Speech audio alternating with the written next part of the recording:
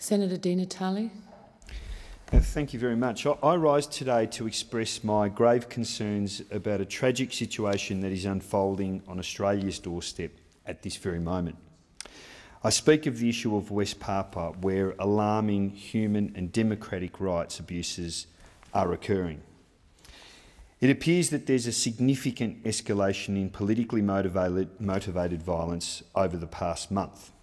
So it's time to reflect on what's happening in one of our closest neighbours and the role that we can play in ending the conflict and protecting the rights of the people who live there. West Papua presents a challenge for Australian diplomacy and for the global community. It's a challenge that this nation, and indeed the world, is yet to meet. Although it's the world's second largest island, New Guinea is a part of the world that rarely makes the nightly news. The western half of the island is West Papua. The situation faced by its people is something that deserves our urgent attention. West Papua was one of the last parts of Asia to be decolonised.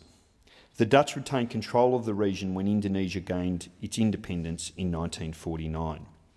The Netherlands took steps to preparing the territory for independence, which included the development of a national anthem and a national flag called the Morning Star. Sadly, this independence was not to be. Indonesia had always laid claim to the province, and conflict between the Netherlands and Indonesia over West Papua resulted in armed conflict in 1961. In 1963, the New York Agreement passed administration of West Papua over to Indonesia, and West Papua was formally annexed to Indonesia in 1969, following what was called then the Act of Free Choice. Papuans call this the Act of No Choice. A true act of self-determination should have occurred, but it did not. The Papuans were denied their chance to vote on their future. Instead, there was an atmosphere of violence and intimidation with 1,022 hand-picked Papuans assembled and cajoled and bribed and threatened into voting to become a part of the Republic of Indonesia. Madam Acting President, I'm sorry to say that the people of West Papua have been waiting ever since for the chance to express their desires to chart their own future. Self-determination, a right belonging to all people, was denied to them. Now, Indonesia fought long and hard for their own independence, and so the Indonesians do understand the desire for self-determination. Indeed, they'd consider themselves as the liberators of West Papua from colonial rule, which, in my view, is a sad irony when we consider what's happened there since 1969. The people of West Papua are Melanesian. They're ethnically, linguistically and culturally distinct from the majority of Indonesians. They're ruled from Jakarta by a government that often seems more interested in their resources and what they can gain from the region rather than their welfare. They've had to endure a new form of colonisation, and Melanesian Papuans are already a minority in some parts of West Papua. In fact, they may soon be a minority in the province as a whole if current trends continue. Papuans now face the outrage of being discriminated against in their own land, with the public service, business elites and security forces now dominated by non-Indigenous Papuans. The Papuans must watch powerlessly as their land's exploited, and you've got the Grasberg gold and copper mine, the world's largest, something that's an environmental disaster, but providing very few benefits to the people of West Papua. The Papuans have to watch as their land is patrolled by the Indonesian army. They're nominally Indonesian citizens, yet the army's not there to defend their rights, and in fact, in many cases, quite the opposite occurs. The results are as predictable as they are tragic. Tension grows daily, ethnic divisions rife, oppression leads to violence, and the Papuan desire for the right to choose their own future continues to grow. In October last year, the Third People's Congress was held in Jayapura. 5,000 Papuans attended to have a say on their future, and it was a peaceful gathering. The right to gather and discuss their future is guaranteed by the Indonesian constitution. Yet the meeting was disrupted by a military crackdown. At least 3 people were killed, 5 leaders were arrested, and have since been jailed for 3 years. There was not a word of protest from the Australian government. Since then, the situation has worsened. In the past 2 to 3 weeks, there have been shootings, killings, and military violence in Jayapura. Several people have been shot and stabbed in different attacks, and the accounts that are filtering through indicate that no arrests have been made. Police and the military blame Papuan separatists, but human rights defenders in Papua point the finger squarely at Indonesian security forces. The perpetrators of this violence must be identified through a transparent process.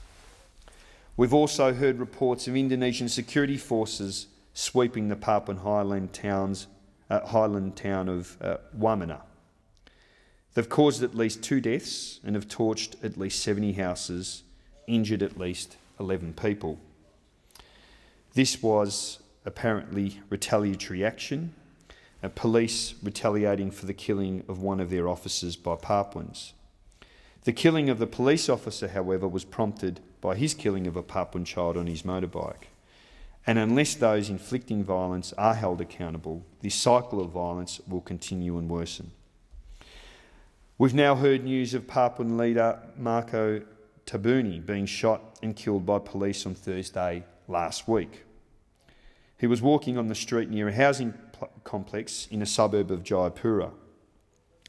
Marco Tabuni was the deputy of the KNPB, a group which has called for a referendum on Papuan self-determination, a movement which has publicly identified itself as a peaceful one. The Australian Greens are deeply saddened to hear of the killing of Marco Tabuni, and we extend our condolences to his family and solidarity to the people of West Papua whose human and democratic rights continue to be violated. Police say he was resisting arrest and was armed with a weapon he'd taken from his arresters, but eyewitness accounts say that Tabuni was suddenly and unexpectedly shot by a gunman in one of several cars on the street as he walked by alone. Tabuni's killing prompted angry scenes in Jayapura as Papuans protested his death. All of this while many Papuans languish as political prisoners, held in Indonesian prisons, charged with treason for doing nothing other than raising their flag, singing their songs, or expressing their political views. The example of Philip Karma, someone who has been in prison for over a decade for doing nothing other than peaceful protest. I again call on the government to urge our Indonesian counterparts to take action to ensure that democracy and human rights are being upheld in the region. It's been a bloody few weeks in West Papua, adding to the horror experienced by the West Papuan people over many decades of Indonesian rule over their lands. Australians are now becoming more aware of these atrocities being committed on their doorstep. They know what happened in East Timor under Indonesian rule, and they know that we, as a nation, cannot sit idly by while it occurs again in West Papua. I want to note today here in the Senate that there's a petition due to be tabled next week in the House of Representatives, brought to the Parliament by a community activist group based in my home state of Victoria.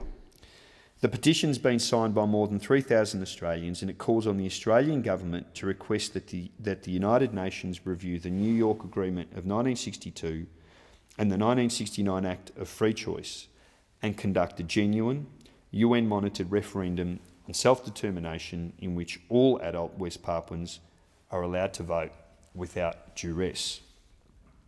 The petition also calls on the House of Representatives to stop all Australian financial support and training of Indonesian military and security personnel until human rights abuses by military and security forces in West Papua cease. It asks elected representatives to request the Indonesian government to remove the media blockade and allow international journalists free access to West Papua. I've spoken before in the Parliament about the Greens' desire to see West Papuans free to express their political views without fear of persecution. But this freedom won't be realised until there's more international scrutiny. It is absolutely paramount that the region is opened up to journalists who must be free to visit and report on the situation on the ground. The Papuan story must be told, the truth must be told. Human rights organisations must also be allowed into the region.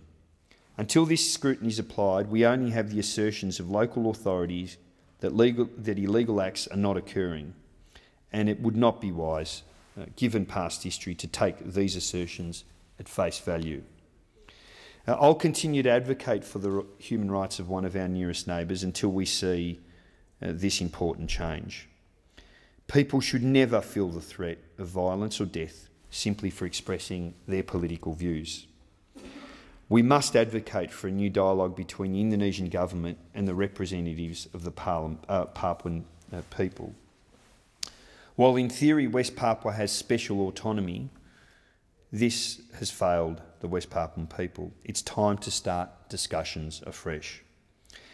It's worth noting that Indonesia recently underwent its UN periodic review, which is a human rights review which occurs for UN member states every 4 years.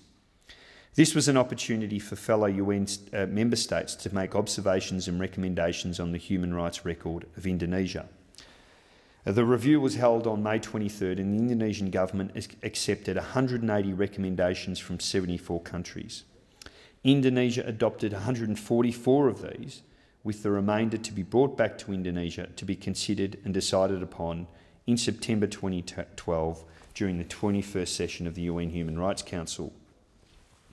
Of the recommendations yet to be adopted, it remains to be seen whether Indonesia will address those relating to the protection of human rights defenders. It has been called on to free those people detained for peaceful political protest. It's unacceptable that someone like Philip Karma be detained for decades for simply expressing a right that all of us should be granted. Amongst the remaining items that Indonesia has taken home to discuss, it's also recommended that they address issues of impunity and to immediately take action on reports of human rights violations committed by the military and police, particularly in Papua. I'll be watching those responses with interest. Beyond the UN periodic review, the world will be watching West Papua. There's new scrutiny on this region, with new technologies now enabling Papuans to convey messages, photos and video to the outside world. They're sharing their experiences of brutality, of conflict, despite the restrictions that prevent outside journalists from reporting in the region. Here in Australia, a group of young West Papuan activists are using online media and music to create awareness of the oppression their families are experiencing back home. I've met with many members of this group, in fact enjoyed their music. The group, called the Rise of the Morning Star, deserve to be commended for their advocacy and their activism on this hugely important issue. It's a project that's capturing the hearts and minds of many Australians through music, telling the traditional stories of West Papua and asking us all to sit up and listen to what's happening in the region. The petition that will be tabled next week is a notice to this Parliament that thousands of Australians are outraged at the human rights abuses occurring in West Papua. And I urge Foreign Minister Carr to take the concerns of these Australians to his Indonesian counterpart.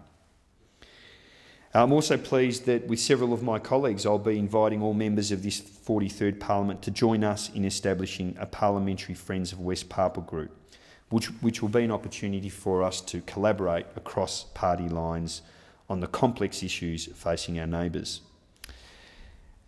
West Papua is a chance for Australia to show leadership. It's a chance for us to show that we'll stand up for the values of peace and democracy we so readily espouse for others. We can argue for a peaceful and optimistic future for Papua and still remain a good friend of Indonesia. But it starts with facing the truth. We must face this truth before more blood is spilt.